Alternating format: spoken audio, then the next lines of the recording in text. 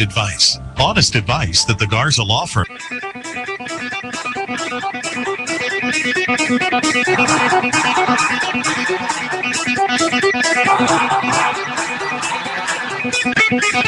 Hello folks, this is Robert again from your Sears Hometown Store. If you're having trouble tossing and turning in bed, or having a backache, or your partner wakes you up when they come to bed, we can solve your problem with our Sealy Posturepedic mattresses or other name brand mattresses at your Sears Hometown Store. So come on down to your Sears Hometown Store and get some rest for your eyeballs with one of our Sealy or other fine mattresses. Just look for the parking lot full of cars. Yep, that's Charlie's Pizza. Hey, Rick Joe Fortin out the world's famous Charlie's Pizza. Come down and see it. First dates, fun with friends, celebrations, a break from work, whatever your excuse for stopping by Charlie's Pizza, everyone understands. Because we all love Charlie's for pizza, pasta, sandwiches, salads, and lots more. What's your favorite Charlie's Pizza specialty? What's your favorite Charlie's Pizza memory? It's the worst kept secret around. It's Charlie's Pizza in Jacksboro. See you there. Welcome to your Hometown Sears studio. My name is Les Martin, along with our executive producer, Jason Shockley. And I'm Brent Allen. Also, we want to say thank you to our wonderful sponsors. We're going to have Coach Brownie calling in tonight. Tuesday night, he let it slip his mind, and so I forgave him. Well, I'm glad you did. I too forgive him. Yeah, and here's the thing. He was in a situation to where he was finishing up a fundraiser for the baseball team. Much like the softball team, they go out and fundraise a lot of their money as well for uniforms and things like that. So he'll be calling in about 10 minutes after 9. Before we get started, we got to say thank you to all of our wonderful sponsors. We're going to be talking about Mr. Frank Martin, suspended one game for his little tirade on the sideline. Did you hear about that? I did not. I'm nodding my head as if I did, but no, I did not. Okay. Also, Kurt Busch. We'll talk about Kurt Busch. Also, Adrian Peterson, Kevin O'Neill. If you don't know Kevin O'Neill, no, he's not the basketball coach of the old Tennessee Volunteers. He's not that guy. Different Kevin O'Neill. Different Kevin O'Neill. Also, we're going to talk about the targeting rule in college football, as well as we're going to talk about UT basketball and their chances of whether or not they're going to make it in the NCAA tournament. So, with that being said, let's get to our sponsors, and then we'll get to the phone call.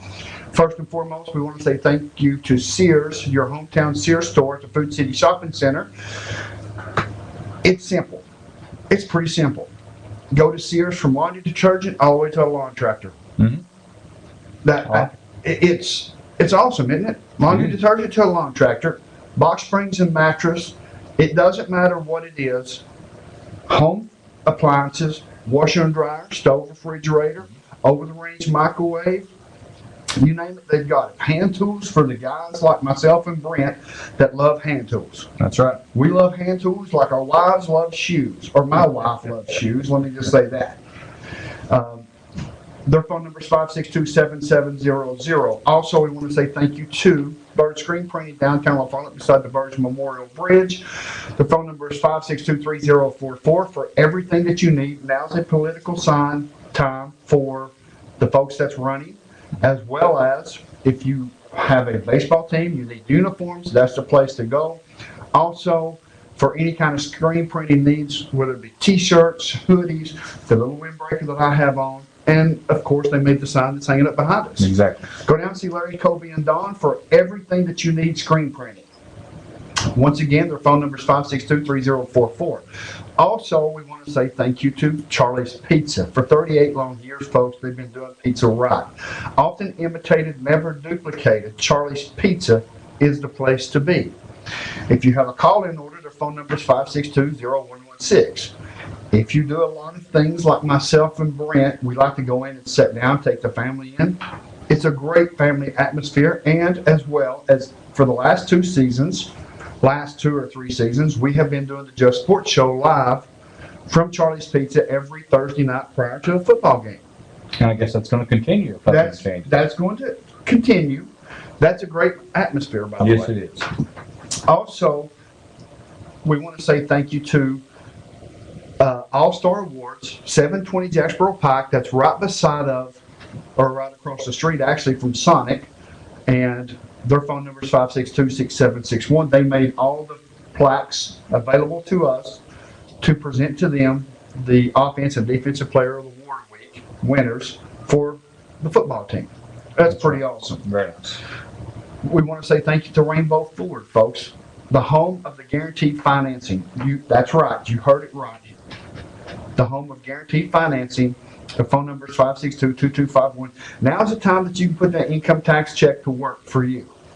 You can put it to work for you in a situation. It's like this. You take it down there, you sign it over.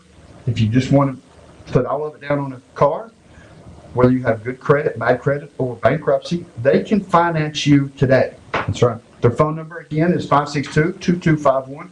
Also, they have extended service hours on Saturday from 9 a.m. until 1.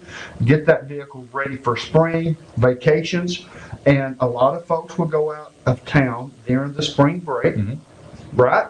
Absolutely. They'll take the kids, mom and dad, load up in the car, and you want that car right. Get it ready for your vacations. If you don't go anywhere on spring break, guess what? Summer's just around the corner. That's right. Their phone number again is 562-2251. Now, let's get the phone. Thank you for calling. You are live on Just Sports. Hello, Miss Kay. Hello, Liz. How are you? Fine. You are? I've been to see my mom today, Oh, yeah? and when I got up, she was tied up. Really? Yeah, that made me mad again. Well, that's probably to help her, to prevent her from falling out of the bed. Is that right? Yeah. Okay. So she's tied up for a reason. It wasn't like somebody had her tied up trying to kidnap her. Yeah. Exactly. So it's one of those situations. I'll tell you a brief story. My mom had a stroke in March of 2013 while she was driving, had a wreck. And this won't take long, folks, I promise. But it was a severe stroke, and she was getting out in and out of bed, and they finally had to subdue. Is that a correct word to use? They had to subdue her, like tie her up, put a mitt on her good hand because she was pulling the trach out, and she was doing this and she was doing that. So it was only for her own good, and I'm sure it's for your mother's own good in that situation that she is in as well. Well, yeah, that's true. So, you know what? As bad as I hated to see my mom in that type of situation, I'm sure you do also. But in the long term, in the long grand scheme of things, it's actually to help them. Yep, probably. We're gonna try to have. I said we was gonna try to have Coach Price on the show tonight, but something came up and want to get Coach Browning in here tonight on the phone. We're going to try to get Coach Price torqued up and get him on the phone, get him to talk a little bit about his football team, maybe even get him and maybe defensive coordinator Matt Price or any of the offense or defensive coaches. Okay. Okay? Okay. Okay. I'll let you know when that happens. Okay. All right. Give us a hi. All right. Who's your favorite team? Go Cougars. All right. We'll talk to you later. Okay. Bye. Bye. She's, outside the fact of Tommy Burge, I'm thinking she's probably one of those that call every time that we are on the show. I agree. Great. It's great to hear her voice. It's a great way to start the show. It's almost like a tradition, at this point. Well, sure it is. Absolutely. And Tommy Burge, I know you're out there, brother. I hope you're getting along just fine. We're still here alive and well, talking about sports. We're going to talk a little bit about Campbell County Cougar baseball. Coach Ryan Browning, the head baseball coach for the Campbell County Cougars. They had a situation last Saturday where they went to Halls and played at 10 o'clock against Halls, and then played at their second game. They played against Sevier County. Both of those teams was pretty good teams. Sequoia chickened out, I believe. Yep, Sequoia chickened out.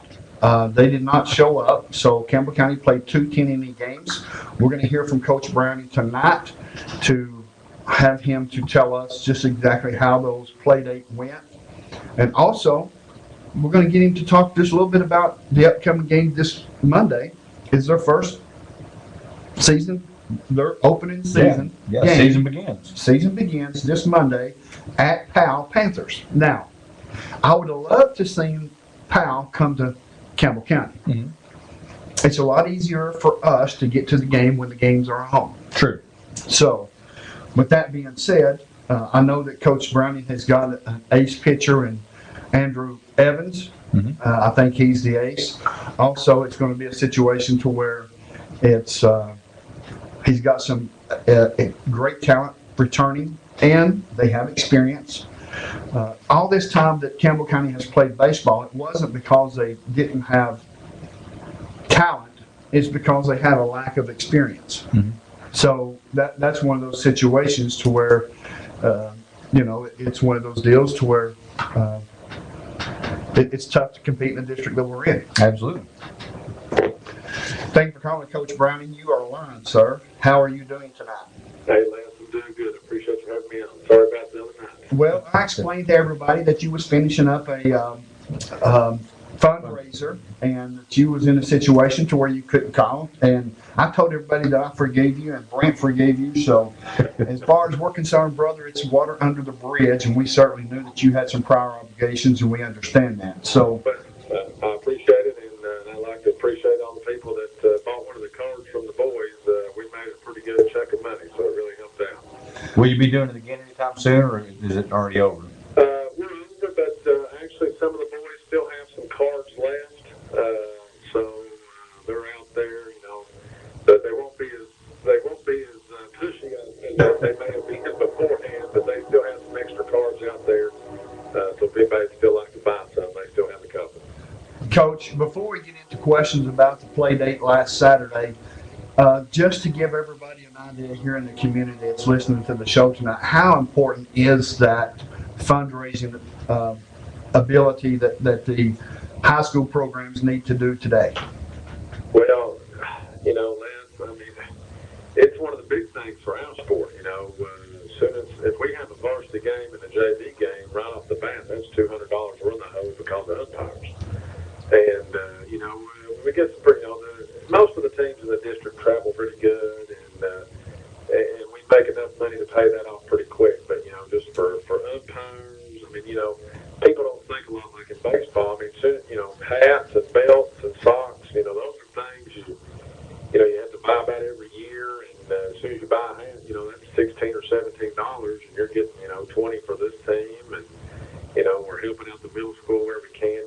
That money's that's going straight out. It's not like you're selling it and getting more money back. That's money you're automatically in the red a little bit. But so it's big for us. Like I say, we got 24 games, play a lot of games in baseball, and 12 of those are on the road. So there's 12 bus trips and 12 gas trips, and so it just helps us out. And I'm honored to say this is my second year again, and also dealing with girls basketball. I think in the last 5 years, no kid had to pay a dime for anything. And no shoes, no sweats, T-shirts. We were able to get all that all paid for through the donations and through the fundraising. And like I say, they're the ones doing the hard work on the fundraising, and we turn around and spend it on them. So it's 7 straight years I've head coach that no kid had to pay a dime. So I think that says a lot for those kids getting out and selling some things. Hey, Coach, is the gate price set by the district, or is it different from school to school? How does that work? It can be different from school to school. That's one of those things, like when they do the summer league, we kind of sit down and set that. But it's more school to school. We've kind of had it on 5. I think it was on 5 even before when I was head coach before. And which we do a deal, and if anybody out there would like to come, we do a deal for the parents. It's $40 for the whole family. So if you got a mom, a dad, and a little brother, a little sister, you got 3 or 4 people, it's $40 for the whole family for all 12 home games. Wow.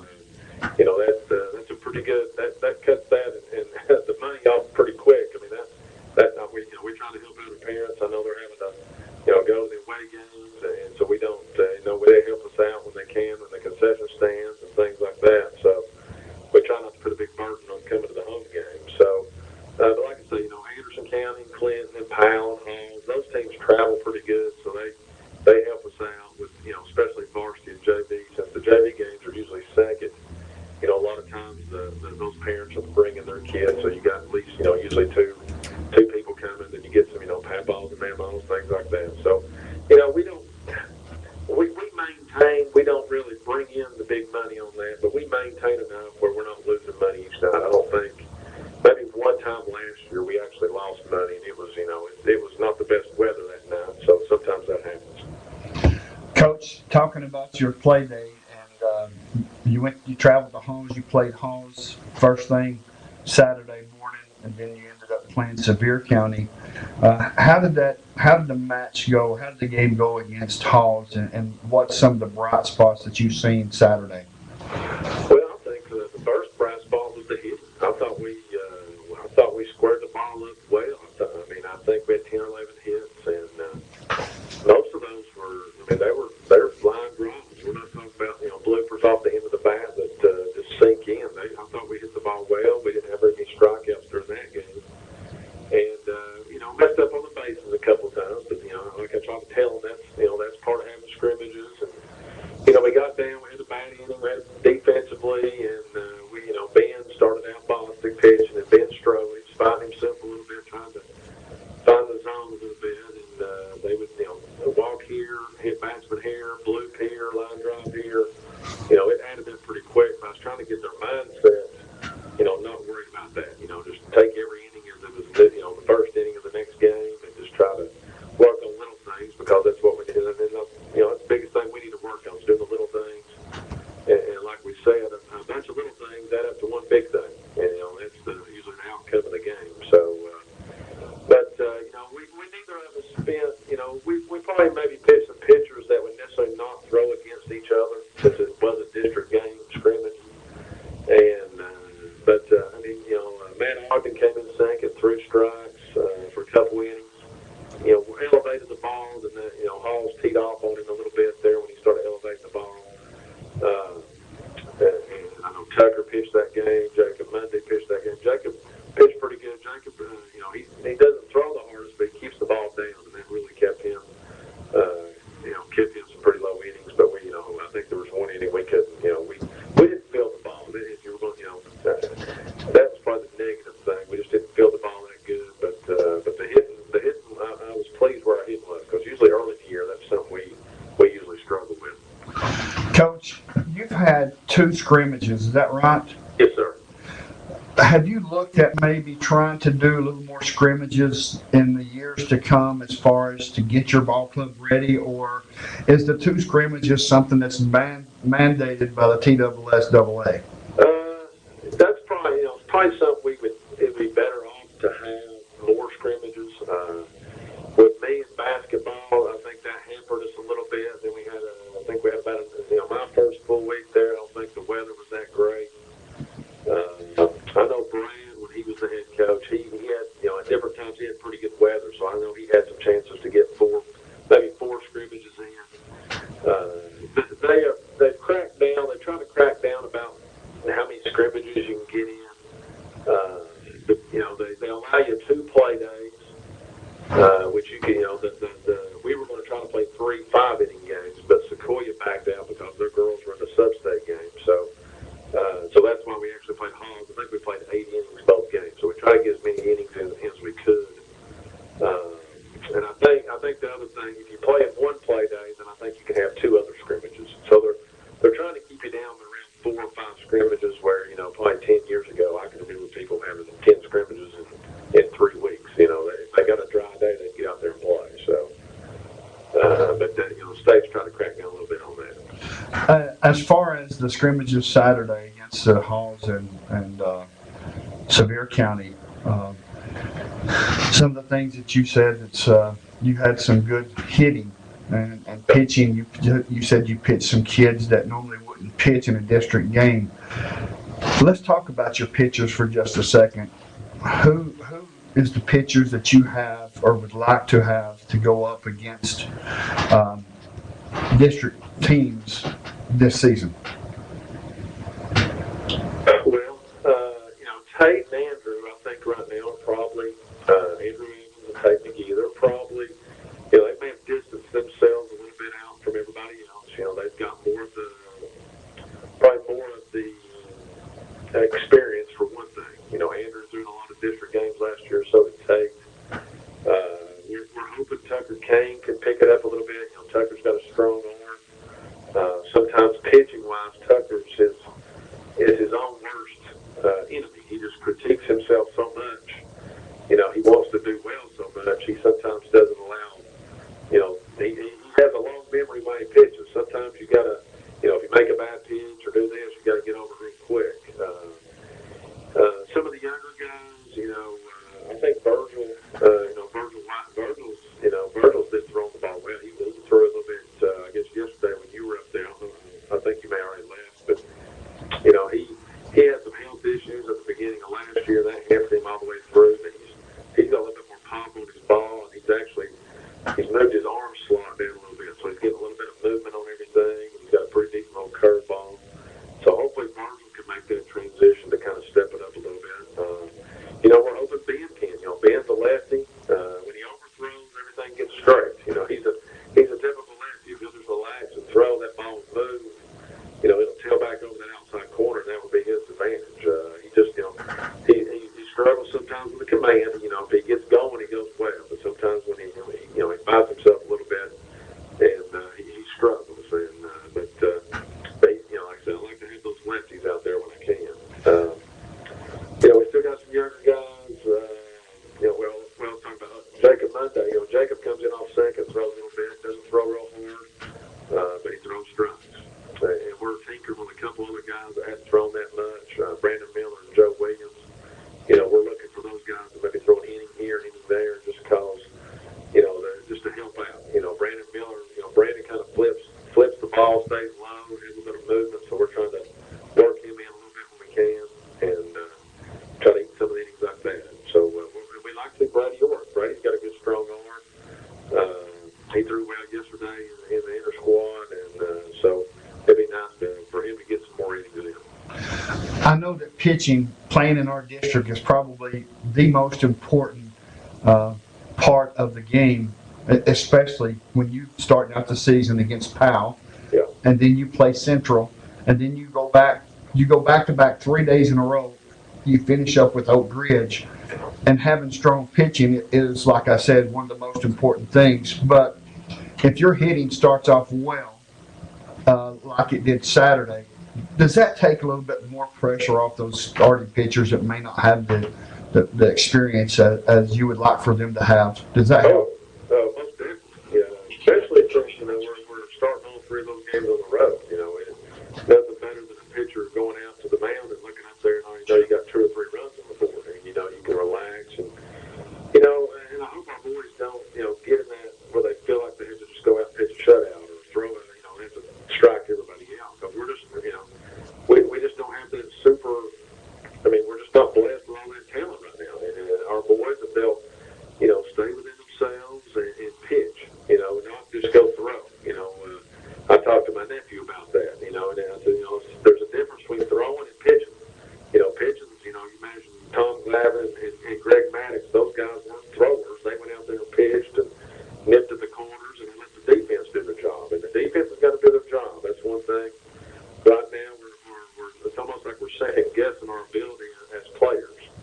We just did not play a real good defense yesterday in the inter squad. We really struggled defensively, and our pitchers got to know, you know, they got to pitch the contact. They can't go strike everybody out. They got to put the ball in play, and we got to make the plays for them. So it would help those young pitchers if the bats could start hot and stay hot. They would make a big difference. As far as the 3 games that you've got, your first 3 games are away, of course. Yeah. It's a tough situation to be in that to be in that particular position. But as far as your team, they seem to have plenty of experience. What do you think is probably the cause and effect of maybe them not having enough confidence in themselves to perform like they can, and compound some mistakes? Like for example, I was up there a couple nights ago. I don't remember exactly which night it was, last Thursday or something like that. But I heard you say, guys, don't make a mistake. Don't follow up a mistake by making a second mistake.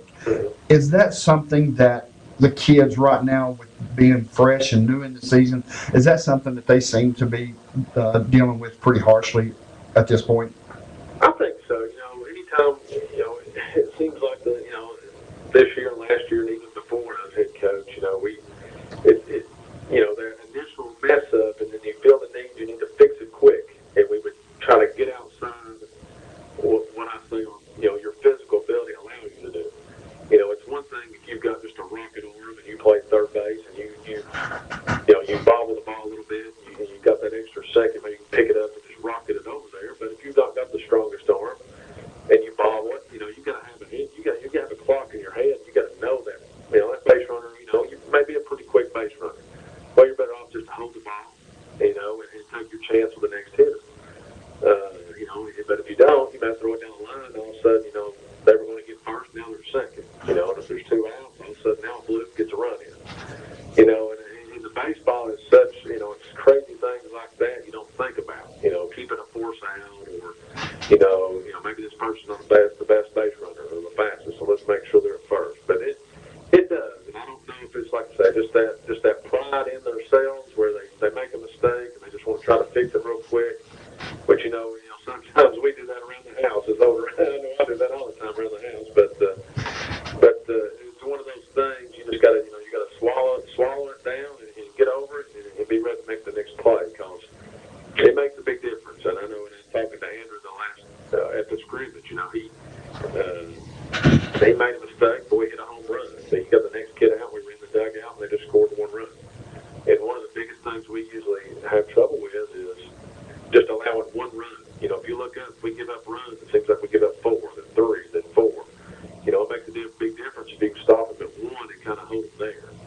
And I think the pitchers fall into that same thing about making mistakes. Well, last year I took notice that when we went to some of the games up there at the high school, that you're right. When they allowed one run, it ended up before they got out of the inning, the half of the inning, they allowed 2 or 3 more on top of that. And I know that it shook the confidence up of these kids. But now, these same kids you had last year, you only lost 3 or 4 seniors from last year's squad. So you've got a lot of experience coming back for this year, do you not, Coach? Oh, we do, most definitely. Really, out of the freshmen that have a better chance of playing is Max Ferris, and he's battling down at the catcher spot with a couple, with Aaron Sanders, and both of them going to see a lot of playing time there. And so, that's about the only one that hasn't. Logan got a little bit of playing time last year, maybe as a base runner, a couple of bats. But everybody else, has had several at-bats or chances to be out there. So experience should not be a downfall of this team. Where last year, with several times we had guys that, and I think we looked at it at sometime early in the year where I think only maybe 4 guys that had more than 10 at-bats in a season.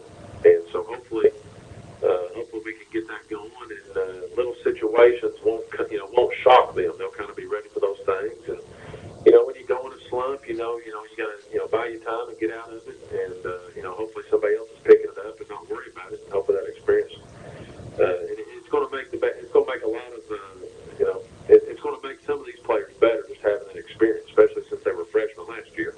So I think that'll help us. Coach, one last question, and then I've got a little bit of news for you before I let you go. But okay. This last question I've got. I heard something the other day, and to me, it was ludicrous. But I want to get your opinion on this as being a high school coach. I hope I don't put you on the spot. But no problem.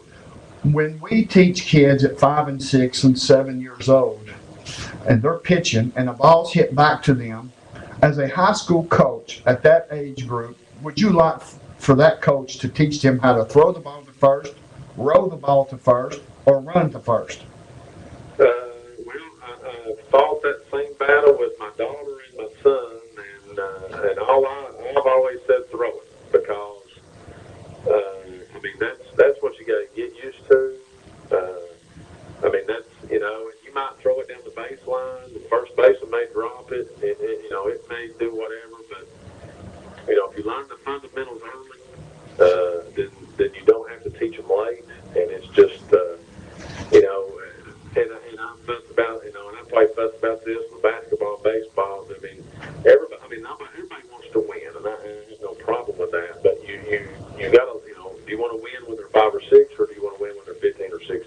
Exactly. That's my whole point. Exactly.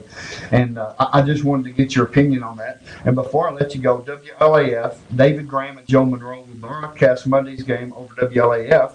And a little bit more bit of news for you.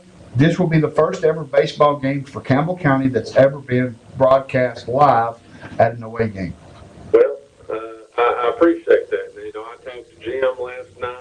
He brought me some of the schedules, the pocket schedules, and I think, you know, that'll be a fun experience, you know, not just for, you know, I think just, you know, not for our kids, but, you know, Powell, you know, I know they're in a situation, I'm pretty sure they don't have a radio follow them, so, you know, I think it's fun for them, and I appreciate, you know, WLM 1450 has been good with, you know, good for me with basketball, and Jim's helped me out, and David, and you, and Josh, and everybody's been through there, and I really appreciate y'all, and that says a lot for you all, and I appreciate your support of our program. Well, Coach, we certainly appreciate you taking out 20 minutes of your valuable time to join us here on the Just Sports Show tonight. I know that you have got two wonderful kids, a fantastic wife, or should I say a wonderful wife and two fantastic kids. Certainly don't want to make the wife angry, but thank you so much for calling in and taking the time with us. Well, Les, you and Brand, I appreciate y'all, and y'all have a good night. You too, Coach. Thank you. Bye-bye. Coach Browning of the high school baseball Cougars, very excited. You could tell by his voice he was excited about. I'm excited. I mean, I'm looking forward to some Cougar baseball, and it's a nice change of pace. Oh, absolutely. It's that time of year, folks. So we'll continue the talk show here shortly, but right now we've got to get a break. You're listening to Just Sports, WLAF Sports Network.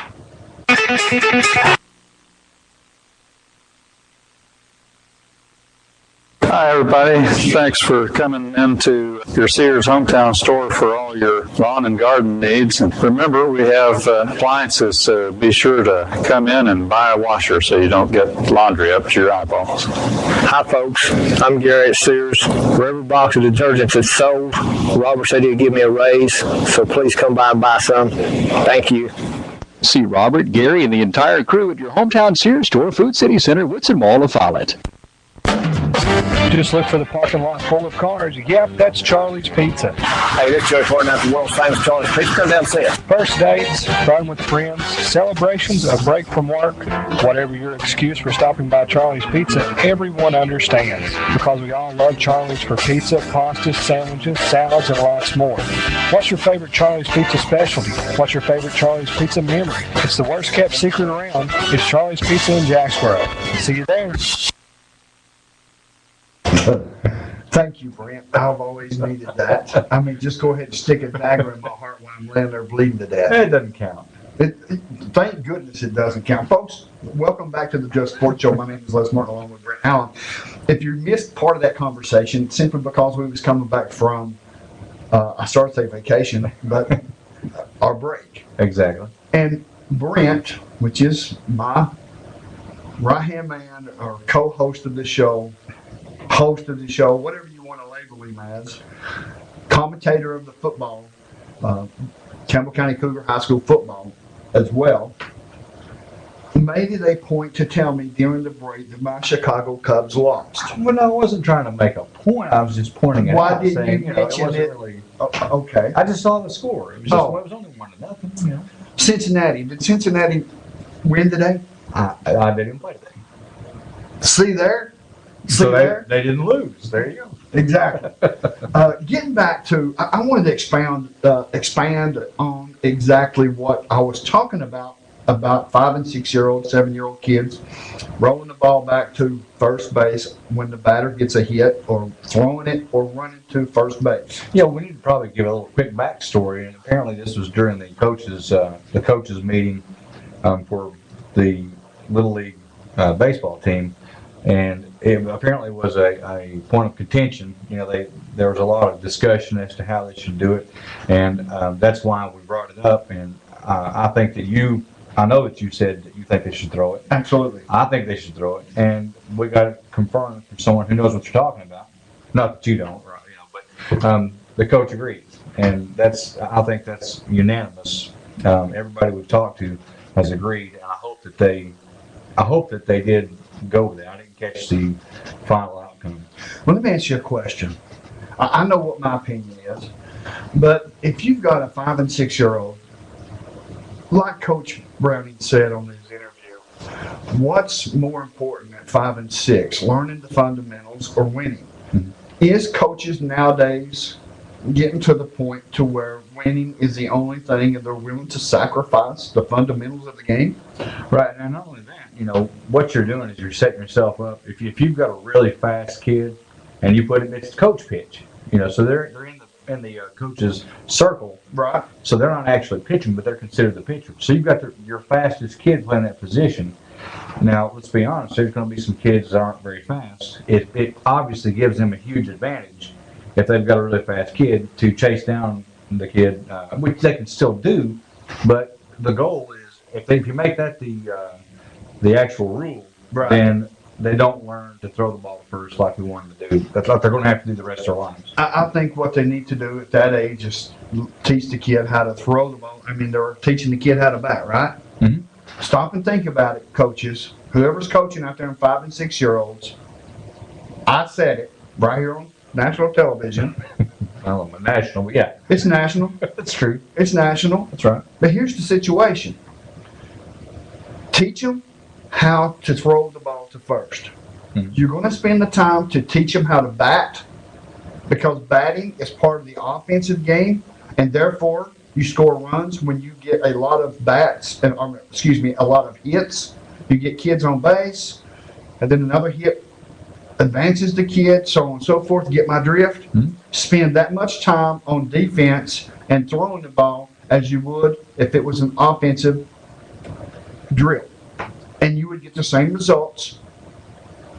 I agree. I think it's pretty simple, and you know, the kids at that age, we all know they're going to make a lot of bad throws, and they're not going to catch it. But it doesn't change the fact that, you know, it goes for both teams. Both Right. teams playing by the same rules.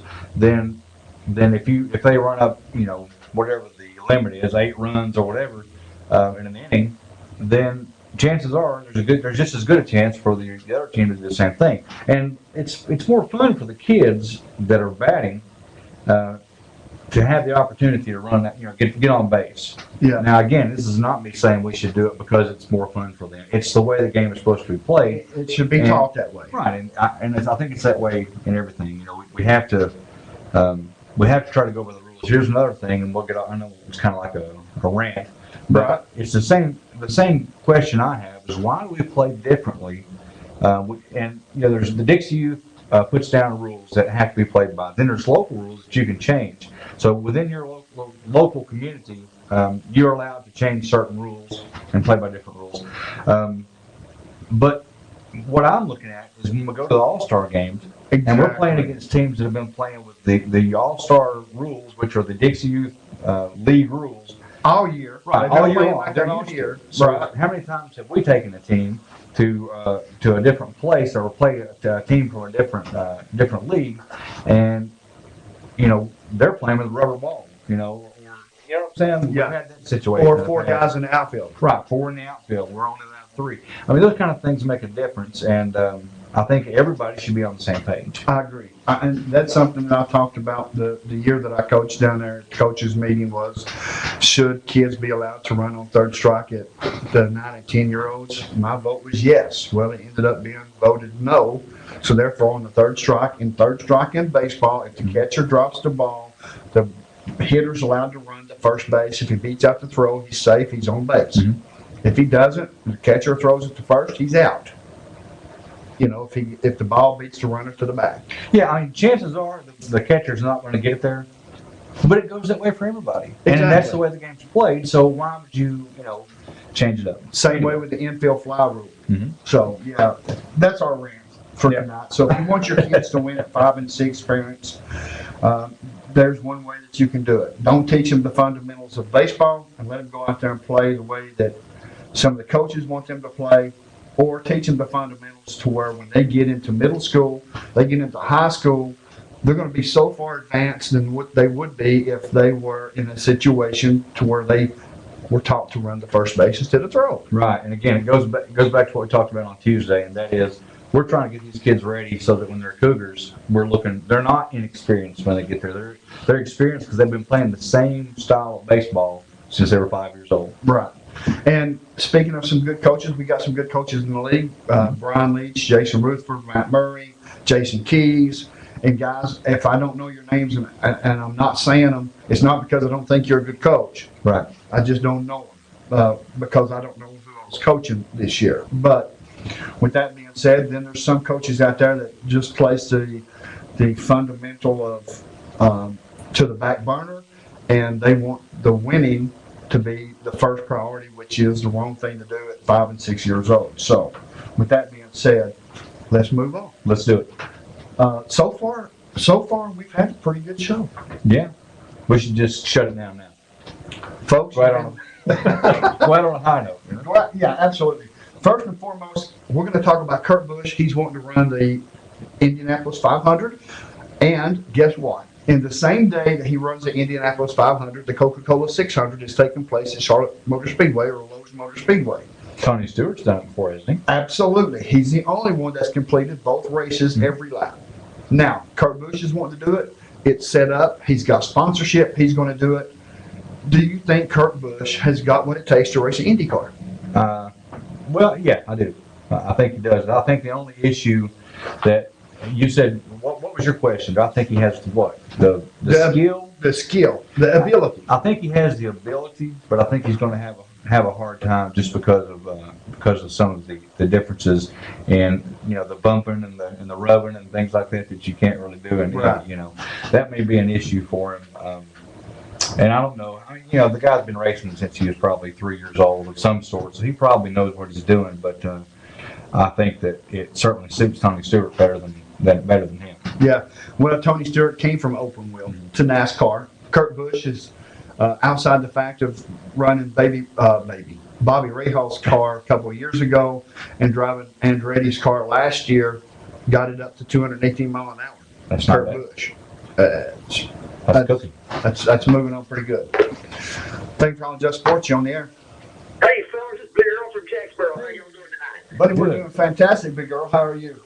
I'm doing wonderful as always. As always, it's great to be Big Earl. Hey, fellas, I just want to say, did y'all say y'all already shut the show down because it's already been a good show? Well, it was a joke, but yeah, we did say that. He never time to shut the show down until Big Earl calls. Y'all know better than that. That's true. We missed you on Tuesday, so we thought maybe, it was going to be the same kind of deal. We Well, thought, let me tell you something about Tuesday. Now, y'all know what Tuesday was, right?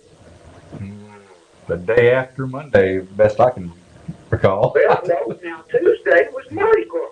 Oh, right, exactly. Now, what do they call? I'm going to go ahead and do a little Karnak the Great. Fat Tuesday. Because and the answer for the question tonight, the answer is Fat Tuesday. But you know that's what they call Tuesday on Mardi Gras, right? Yeah. Okay. But the answer is Fat Tuesday. Y'all want to know what the question is? Yeah, who is Big Earl? What does Big Earl come on every Tuesday? I almost got it. I got close. Almost got it. I almost got it. I'll almost give you credit for that. You almost ruined Big Earl's mind. Don't be running on the lines, man. I'll do my best not to, sir. I'll practice all week to do that. And I don't need you stepping all over me. I'm going to start calling you Lil. You want me to be careful now. That's what Lil Charlie do. So Yeah. get the line.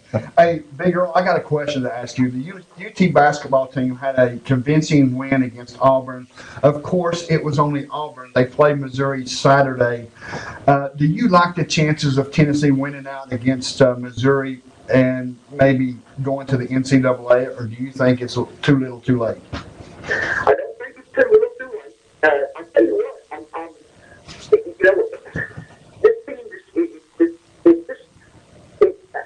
This team they're so confusing to me.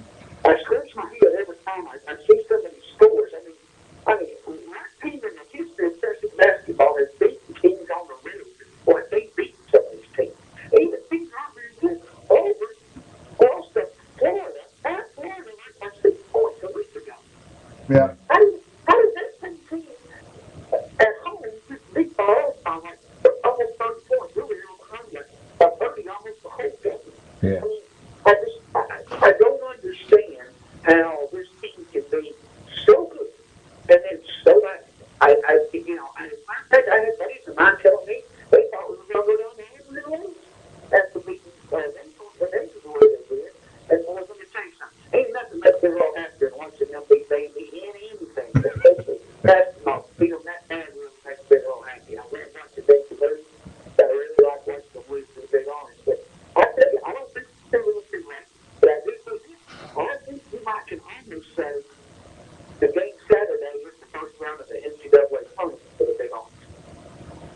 Yeah. Yeah, I agree. If they don't win that game, I think they'll have to win this SEC tournament to get in, because I'd say Missouri would probably get our spot and beat us twice. Yeah, I mean, if we beat Missouri and LSU loses, I think we will be in sole place of third position, if I'm not mistaken. And I think it's LSU, or if LSU beats Arkansas, I think it's LSU LSU beats gonna beat Georgia. They're gonna beat Georgia Saturday. Yes, Georgia, you're right. Yeah, and I think I think what happened is I think the other reason why I like that team Saturday was if you look at the teams, with the exception of Texas A&M, teams we lose to the first time, we pretty much beat pretty badly the second time, and that goes all the way back to Florida State here. We beat them, we lost them the first time we came back, beat them really bad the next time. Even back in December we were doing that. We've done that a couple times during the season. I like our team for Saturday. I think we really should have beat Missouri at Missouri. We had them. We came back and had a chance, and then we kind of messed up at the very end. I think they're going to win Saturday. That'll put them 20-10. But I tell you, talking about the LSU Georgia game is huge, because that puts us into the bracket with Kentucky versus getting us into the side of the bracket with Florida. And I tell you, I think for us to do anything in the tournament, we need to be. I think we got a much better chance to beat Kentucky than we did Florida. I agree. Yeah, I would agree with that as well, simply because of the fact Florida seems like a more rounded team, a more complete team than Kentucky. Even though we played Florida pretty tough when they came to Knoxville, I think we lost by 6 points. I think we can beat Kentucky. I really do. I tell you what scares me with Florida is their guard play is so good, and I think that's probably, especially at the point guard with Richardson, he's so good. I just don't think you got anything to match up with that. Now, the Martin kids is playing better, which I tell you what, if you look at the statistics, as Martin goes, so does Big Orange. When he plays well, we win every game. I mean, when he doesn't hit the shot, we don't win. I mean, it's just that simple. It changes that whole dynamic of that basketball team when he's shooting the ball well from outside. Yeah. But I tell you, I like their chances. I still don't scratch my head. So they're a great team when they get ahead. But, I haven't looked at all the stats, so I'm not sure that they come from behind in a single game this year when they've been behind in the second half. I don't think they've come behind one time. I don't think they have either. I was going through it in my head. That's serious when you get in games, especially in the SEC tournament, when you're going to play teams that may have won a game or two in the tournament. You got to play them, and they're fresh, and they've been playing, and you got to have people playing for their lives, and you get in a game like that, you get behind them. It scares me, because they just haven't shown the ability to win those kind of ball games. But I tell you, this is his third year in a row, and he's got them playing his best basketball of the season at the end of the year. He's done it 30 times. I think this year, they may have started early enough to get hurt. Tennessee has winning records against everybody that they have played in the RPI from 51 to 201 plus, but has a losing record against teams that they've played with an RPI that's between 1 and 50. I tell you what stands out in that, that whooping we put on Virginia, and then Virginia turned around and went in the ACC, where it looks better every day, fellas. Yeah. And that may put us in the tournament. I'll tell you what, if people would give us credit for a good loss, we should have beat Wichita State back in December. Yeah. We had those guys beat. I think it was tied with like 3 minutes to go.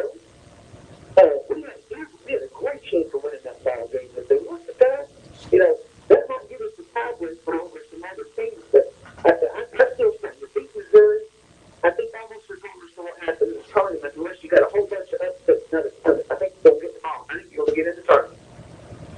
Yeah. Hey, go to that, Joseph. I've got to talk to you about it before. I haven't had a chance to look it up. But did I read, and I may have said something last time about this, but did I read that his suspension Right. It's not until August. That's almost a 4-year suspension. Who's going to hire him in August? Nobody, because you miss all the recruiting during the summer. Who's going to be without a coach come August time? Everybody's going to be tired. Let me tell you. There's 4-year suspension. Let me tell you what I think is going to happen. If he goes to coach in 2014, I think that he will meet with the school that's going to hire him after his suspension is up, his show cause is up, and I think he'll tell them what coaches to hire. They'll have those coaches in place before he gets there, and they will recruit, be out on the recruiting trail, and then all he's got to do is come in August. But to do that, you have to meet with him.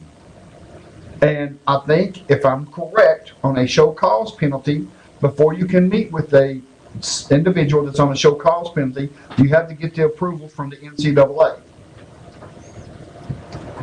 That's what they interested. I don't know. I mean, it is some stuff, and I've talked about that all the time, about how size never liked you. I wonder what the NCAA feels now. I mean, it's been 3 years, he served his time.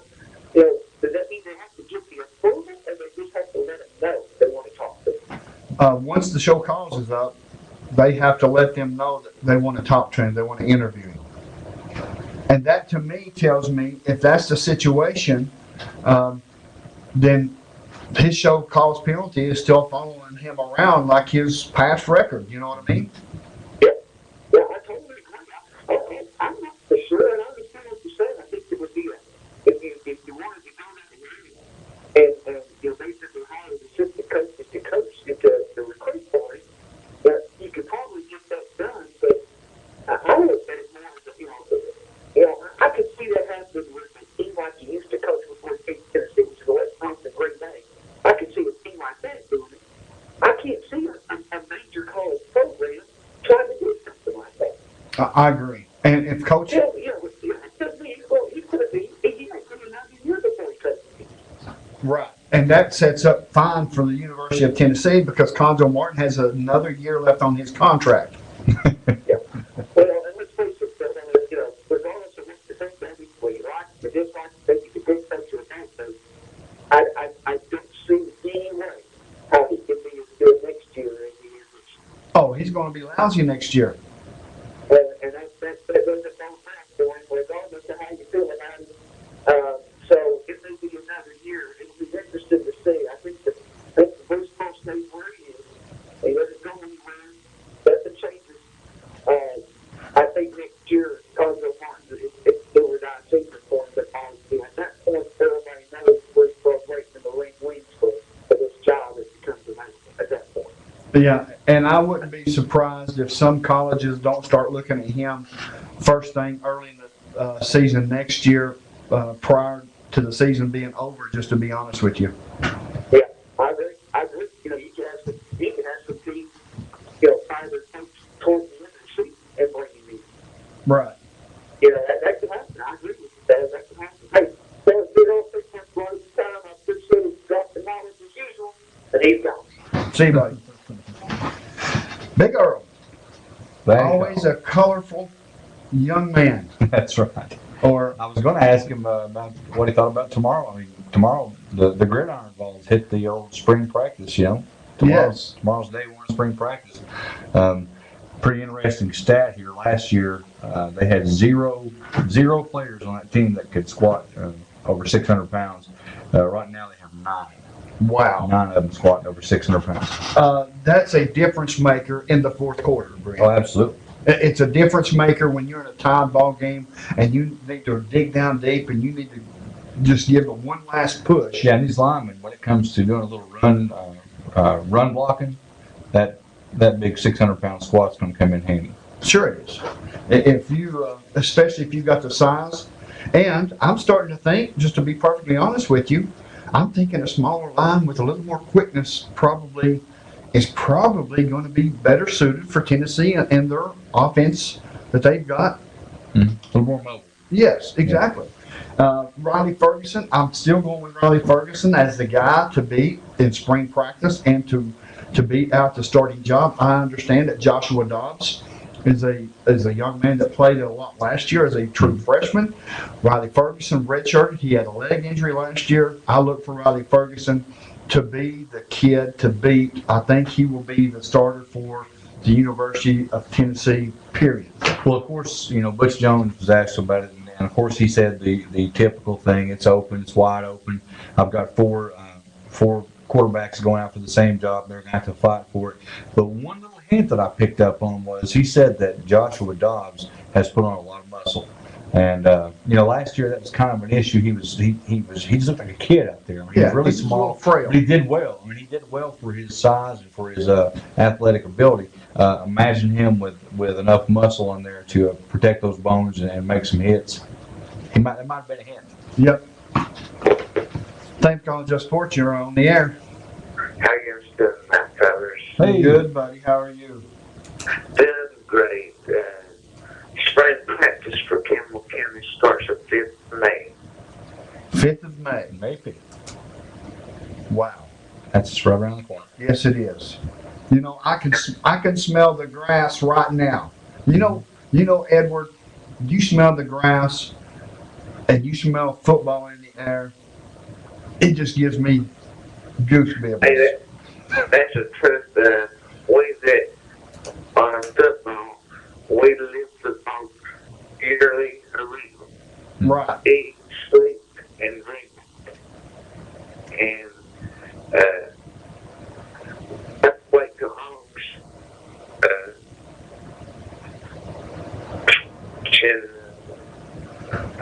There's a thing that we've got some tough ones. And let me ask you this fast question. I'm off here. They made a comment on the news tonight, and I'm going to ask you on Brett. Listen, can you see Bruce Pearl going to Auburn after this season? I'll hang up and listen. Comments go to this. See, buddy. Oh, that's scary. Well, stop and think about it. His show cause is not up until August. Mm-hmm. I think any college team, including the NAIA, a Division II, FCS, whatever, I don't think that they would take an opportunity to hire a coach that late in the recruiting process to really get their team to be competitive, even 2 years to come. I disagree, Les, and I'll tell you why. I mean, if you can pull Bruce Pearl, you give up a year. I'm saying, look, we're not going to do that well this year. Bruce Pearl's playing with kids that he couldn't recruit. We've got leftovers, whatever you want to call them. But our head coach is Bruce Pearl, and next year we're going to have a great recruiting class. I think it's a viable option for somebody, especially somebody that's not a big name team. Any of the bigger schools that may be an issue for, because fans want the wins now. Fans want they want to come see them play, and there's a lot of money, a lot of revenue involved. This situation with a smaller school, they don't get that many people coming out anyway. For them to be able to pull a big name like Bruce Pearl, it'd be a big boom. If you simply hire Bruce Pearl, is that an automatic? An absolute automatic recruiting benefit for Bruce Pearl to bring big name recruits to your school? I think so. And I think he's not been out of it long enough. Of course, right now, kids these days have an attention span of a gnat. So, it's hard to know how many of the kids that are playing basketball at the high school level who are aware, other than the Tennessee area, who are really aware of who Bruce Pearl is. But regardless of that, you get him in the coaching position at any school, anywhere in the country, and let him start going to houses and taking that personality, that charisma. He's going to start, knocking down 5-star players left and right. Yeah, and I agree with that. I agree with the fact that he is a recruiting tool, and it's an automatic to where you get some 4- and 5-star recruits right off the bat. And not to mention, you got some little school that people haven't really heard of, and he goes to that school even for a bad year. It's all over ESPN. Right. And kids, like I said, these days kids are watching ESPN. They want to hear about it, and he's the buzz. That's the buzz name. That's what gets their attention. He, outside of John Calipari and Mike Krasinski, Yeah, I think he's in the same. I think he's He's the considered hottest coach out there today. Exactly. I agree with that. Folks, before we go, it's almost time to go. Our producer is standing there waiting on us, I believe. But here's the situation. Come Monday, WLAF, David Graham, Joe Monroe will be at Powell High School to broadcast the first ever away Campbell County Cougar baseball. That's huge. It's huge. It's marvelous. It is. I think it's a great thing, and that's so many programs around the area don't have the kind of multifaceted coverage that they get here, and I think it's just going to continue to grow. Yes, I do as well. That will be the first ever baseball game broadcast live at an away game for Campbell County. That's huge. David Graham is returning for his third year, I believe, as the play-by-play announcer for the Campbell County Cougar baseball team. And with that being said, WLAF is a total sports network. That's right. It's what we do. Now, if we can get them into get somebody to call the softball games and soccer, maybe, I don't know. There you go. Softball, just a matter of time. Yeah, just a matter of time.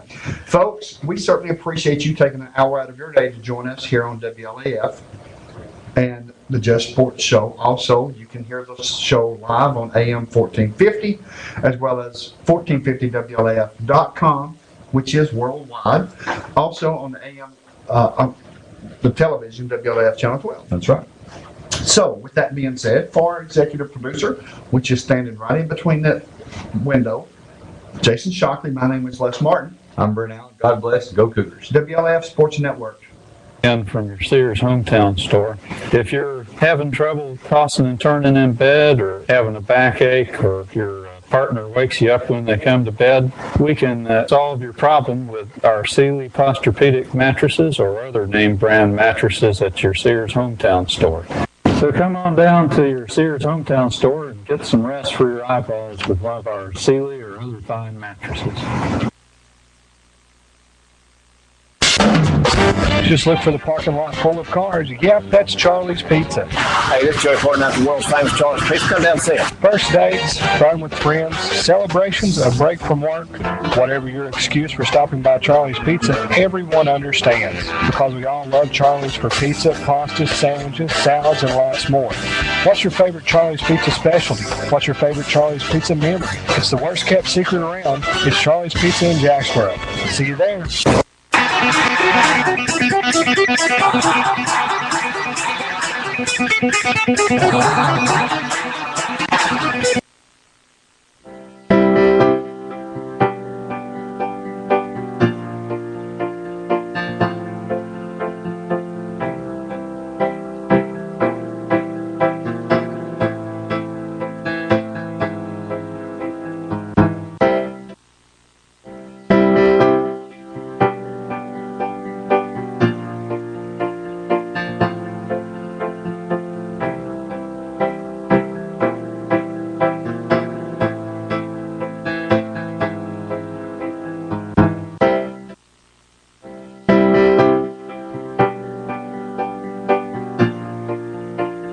Phone today, correspondent Major Garrett says Mr. Obama went into detail about his proposal to ease tensions. President Obama spoke to Vladimir Putin, the Russian president, on Saturday. That was for 90 minutes.